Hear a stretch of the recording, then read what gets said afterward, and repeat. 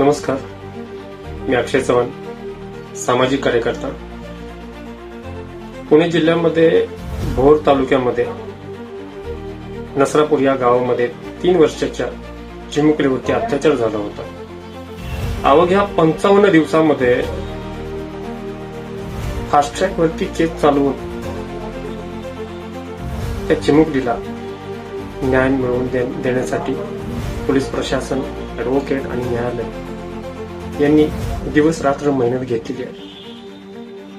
हा पहिला खटला आहे जो 2 महिन्यामध्ये निकाली मार्गी लावणार आहे.